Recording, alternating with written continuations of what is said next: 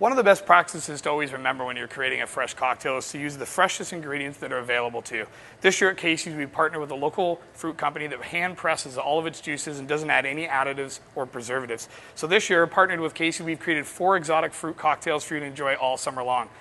What I'm going to show you today is the Strawberry Rhubarb. And before I get started with actually how to make the cocktails, just some of the items you're going to need to get started. The first thing you're going to want is a strawberry rhubarb fresh juice blend. Now this is actually made up of 3 fruits. It's strawberry, fresh apple juice, and a little bit of rhubarb. And the best thing to do is go to a local specialty grocer, or you can try to make this at home. The next thing you'll need is a spiced vanilla rum. In this case, I've chose Captain Morgan's.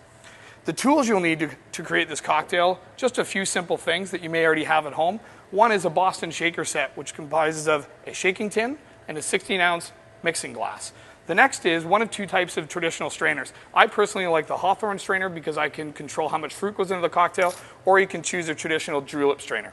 So what I'm going to do is I'm going to start off with my Boston shaking glass, and I'm going to add a couple fresh scoops of ice. Always add your ingredients to the Boston shaker so you can actually see the ingredients inside your glass. The next thing I'm going to do is I'm going to take my fresh strawberry apple rhubarb blend, and I'm going to measure out 4 ounces. Always important to accurately measure your ingredients to get the right desired recipe profile.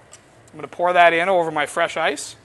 And lastly, just simply add 1 ounce of our spiced rum, which is going to give you all sorts of vanilla tones. Add that in, and now we're ready to shake. We're going to take that Boston glass and put it into our shaking tin and create our seal. Then I'm going to shake those ingredients. There we are. Take off the Boston shaking glass, and next I'm going to take 15 ounce, just a regular traditional highball glass, and I'm going to add some fresh ice. You always want to make sure you add fresh ice rather than the ice you use to shake your cocktail. I'm now going to take my Hawthorne strainer. I'm going to strain all those great flavors and textures over top the fresh ice. I've got our strawberry and apple and a little bit of rhubarb, which acts that nice little bitterness on the back end. And now garnish, the crucial part. One thing you always want to remember, and a great rule of thumb, is to choose a garnish of fresh fruit that matches up with one of the flavors you've got in the cocktail. So in this case, I've chosen some great Ontario fresh strawberries. I've halved them and put them on a little skewer.